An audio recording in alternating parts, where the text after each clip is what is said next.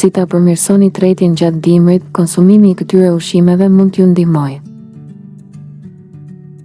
Kapslloku është një nga problemet më të zakonshme të tretjes me të cilat mund të përballet pothuajse kushdo, pavarësisht nga mosha apo stili i jetesës. Edhe pse mund të ndodhë gjatë gjithë vitit, ky problem është veçanërisht i theksuar në muajt e dimrit. Moti më i ftohtë shpesh sjell ulje të aktivitetit fizik, qëndrim brenda dhe ndryshime në dietë.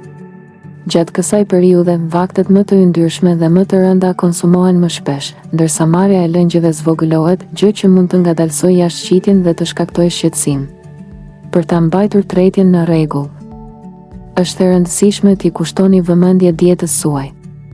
Rritja e marrjes së fibrave përmes dritërave të plota, bishtajoreve, perimeve, frutave dhe arrave mund të ndihmojë në nxitjen e lëvizjeve të rregullta të zorëve. Gjithashtu, marrja e mjaftueshme e lëngjeve luan një rol kyç, rreth 2 litra në ditë rekomandohen për gratë dhe rreth 2 litra e gjysmë për burrat. Gjatë dimrit, ndjenja e etjes është shpesh më e dobët, kështu që është e dobishme të pini pije të ngrohta si çaj arbimor ose ujë të ngrohtë me limon. Përveç kësaj, ushtrimet e rregullta, madje edhe në formën e shëtitjeve të lehta në ajër të pastër, mund të kenë një efekt pozitiv në tretje. Shmangia e zakoneve të këqija, siç janë pirja e duhanit dhe konsumimi i tepërt i alkoolit, kontribuon më tej në funksionimin më të mirë të sistemit tretës. Ndryshime të vogla në zakonet e përditshme mund të lehtësojnë ndjeshëm problemet me kapsllokun dhe të ndihmojnë në ruajtjen e një ndjenje lehtësie dhe rehatije gjatë ditëve të dimrit.